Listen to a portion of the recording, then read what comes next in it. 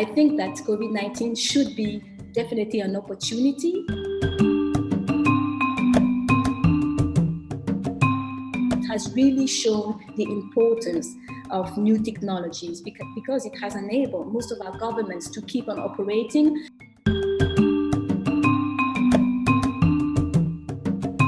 We need to achieve gender parity in order to tap into the huge potential that we have in Africa with women. We need women in top jobs, both in the public and the private sector.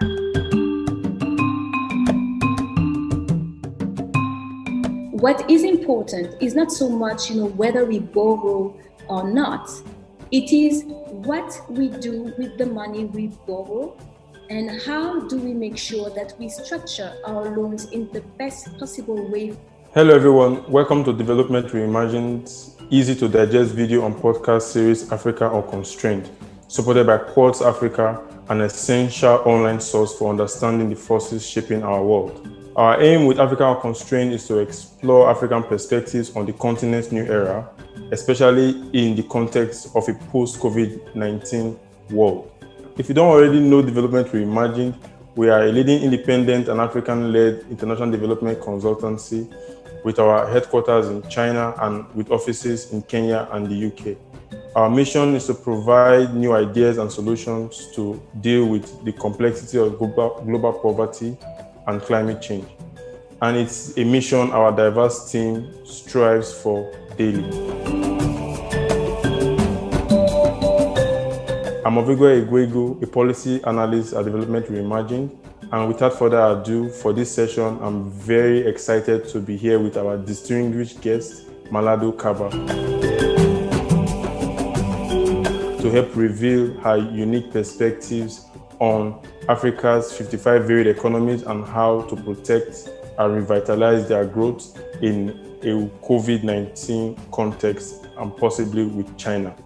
Malado Kaba, the first female finance minister in Guinea, is at the head of Falémé Advisory consultancy. In 2019, she received the All Africa Women Agendas Award for Public Administration and Good Governance. She was also listed among the 10 best African ministers of finance by Financial Afrique in 2017. She is a part of the 2020 inaugural cohort of Amuje Leaders, the flagship initiative of Ellen Johnson Sirleaf Presidential Center for Women and Development. Now, Malado, I want us to start our conversation with a number. If there was one number you think every African should be aware of with regards to Africa's economy in a post-COVID-19 context, what would it be and why? I would maybe quote the real GDP contraction, which is 1.7%, down from a pre-COVID forecast of 4%, because I think that number really epitomizes the huge blow taken by our economies due to this dramatic pandemic that struck us all very hard around the globe. I think that, for me, it's really the economic impact, which also has, of course, a financial impact and social impact. Thank you. And yes, those are very interesting numbers to kick off our conversation today. Now, while we know that every African country has had a different history, as a former finance minister, what is your view and perspective on debt, the different debt profile of various African countries, and their financial needs going forward? Is there an African debt crisis or a growth crisis or both? To me, there is a debt crisis. And there is also a growth crisis, so there is both. But I would make maybe an articulation between the two. There is a debt crisis. The debt crisis is a growth crisis.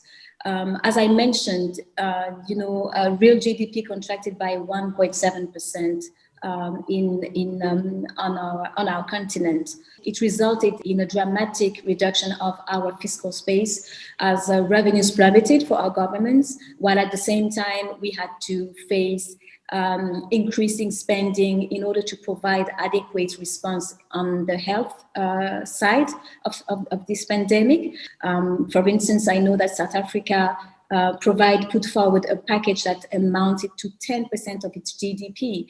These are huge numbers. In Guinea, for instance, my government put forward a fiscal package that accounted for 2.4% of our GDP. And when we see that, we understand that also there is then little left to service the debt. But I also believe that it has been a stark reminder of our economic vulnerability and dependency. What are these vulnerabilities and dependencies? Number one, we do not have diversified economies. We still rely on very few sectors to boost growth. And therefore, we are limiting ourselves when it comes to be able to weather future external shocks, because there will be future shocks. And this also does not help us build forward better, as we often hear saying now.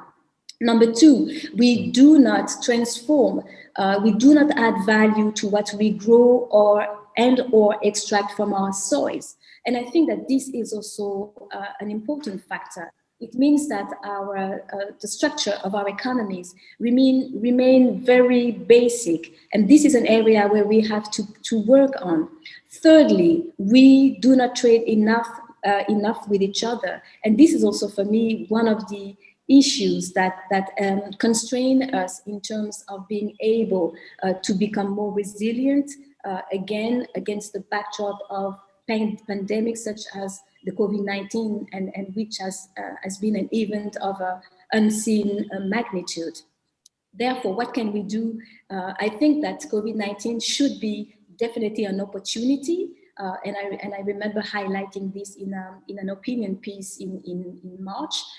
It should be an opportunity to walk the talk on many fronts. Number one, we need to boost local production and local content when it comes to our major infrastructure project. We did that in Guinea, for instance, where I initiated actions in order to boost local production, the purchase of locally grown staples in the context of food donations.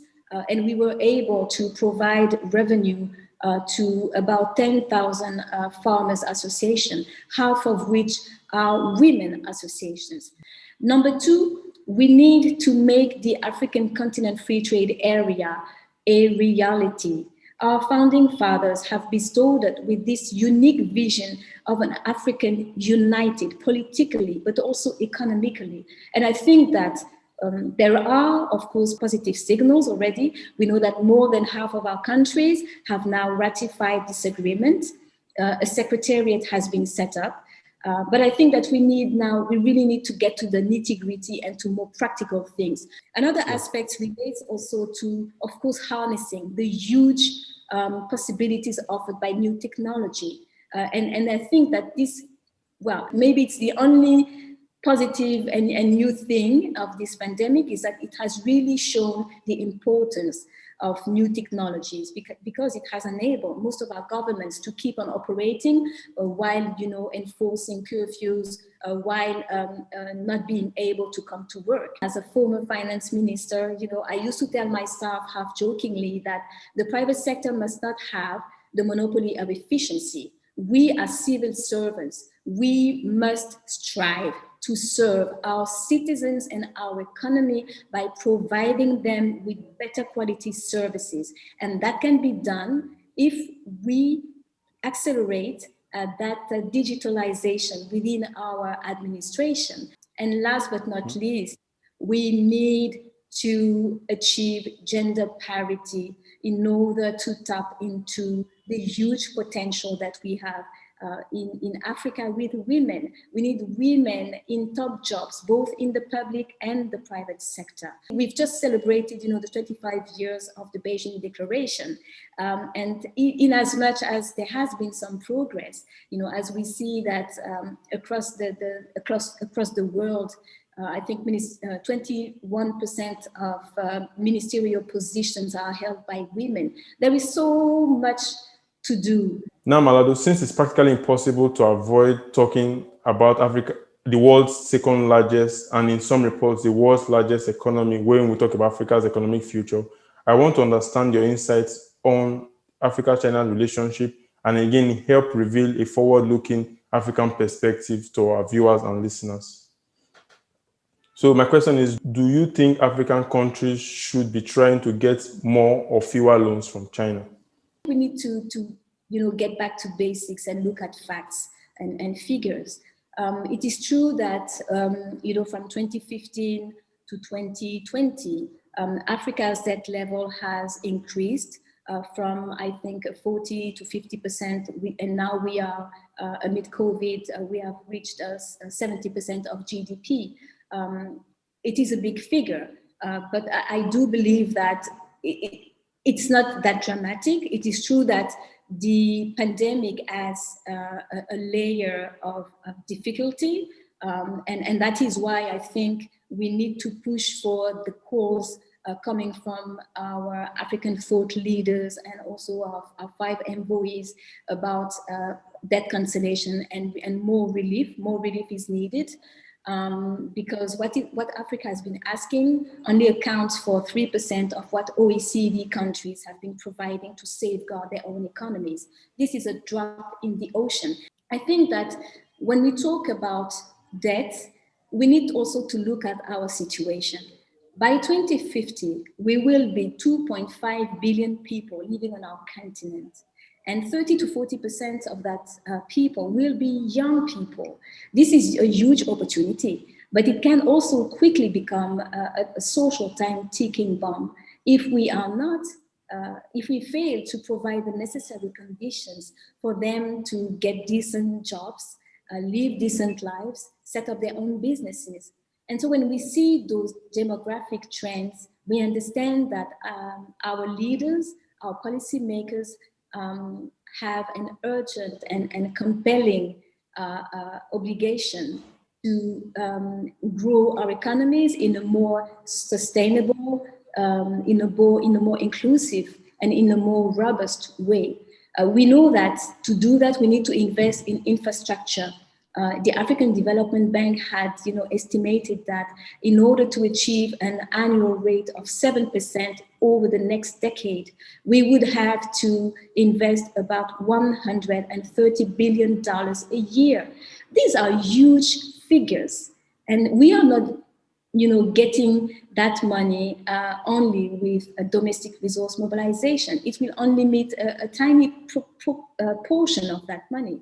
And so we need to make use of other funding options, and debt, to me, is and remains one of that funding options. But I think that what is important is not so much, whether we borrow or not. It is what we do with the money we borrow, and how do we make sure that we structure our loans in the best possible way for us so that they do not jeopardize our public finance sustainability in the medium to longer term. The first issue is related to the purpose. What do we do with the money? That means simply, in other words, stay away from vanity projects. And I remember these were the exact words of President Xi Jinping in 2018 during the Africa-China summit. And I think it really, that was a good point to stress, because we need to ensure that when we borrow money, huge sums, we fund the most productive projects. And we need to ensure that we have solid technical and feasibility studies for those projects, because by financing the best projects ever, we will then provide also a way to grow our economies, and therefore to generate the resources necessary to pay back those funding. Number two, get the best people and companies to execute your infrastructure projects. And here I would like to maybe explain that some non-traditional lenders do come up in their financing agreements with the obligation for you to contract with their own companies. And this sometimes, is done without going through, for instance, an open and competitive procurement procedure. And we know that these are not the best way to ensure that you get a company with both the technical and financial capabilities to carry out massive, sometimes massive or major infrastructure projects. But I think that if this obligation is there, I think that there are still ways around it in order to mitigate the risks by, for instance, conducting a thorough due diligence. And this is also probably an area where we could try to enhance African agency and African cooperation between different ministers. For instance, I remember as a finance minister discussing those issues with my colleagues, with my other colleagues, finance minister, more than 2 years ago. So I think it is very important to do that due process. Number 3, you need to get the best out of your debt. What does that mean? It simply means that I want to get the return on my debt. And how can I do that? Well, again, a simple thing to do by deciding that maybe 30 to 40% of major infrastructure contracts goes to my local SMEs. And I think that this is very important because it is a way to share the growth while implementing those investment programs and also after. It is a way to get the know-how and and to transfer the technology, which is exactly what China did, when she was dealing with Western companies. It is also a way to build backward and forward linkages in certain areas, in specific areas, in specific sectors and industry. And so I think that these are aspects that we should be looking at. And last but not least, it is also a way to lower some costs. And these have huge implications then on the volume of the debt that one country may want to incur. In other words, the terms of the loans. It's about, of course, the interest rates. It's about the grace period. It's about also the maturity of the loan. And I think that this particularly calls for us to increase our negotiation skills. That's what we did in Guinea. I conducted during almost 2 years the discussions and negotiations about the construction of our biggest dam to date. And we did not hesitate to be accompanied by highly international reputable expertise for the legal, the financial, and the technical aspects. But at the same time, I also ensured that there would be a capacity building for my own staff dedicated to that project, so that you build actually a sustainability within your own administration. And I think that this is very important. And I think that this is also links back to, again, the economic integration.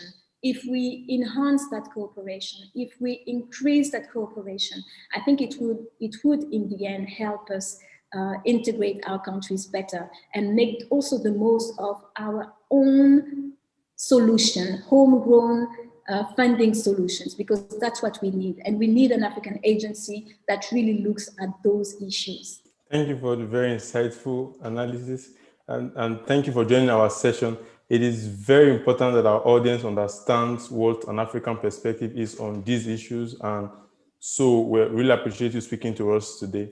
On behalf of our audience, if they would like to join to understand your perspective in more in depth, where should they look to follow you? Or they can follow me on Twitter.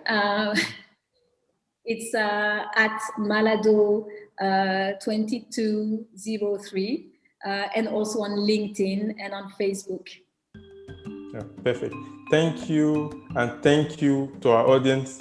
Please do follow us at www.developmentreimagine.com and on Twitter at devreimagine, and our partner quotes at www.qz.com/Africa. Thank you all for joining, and see you next time.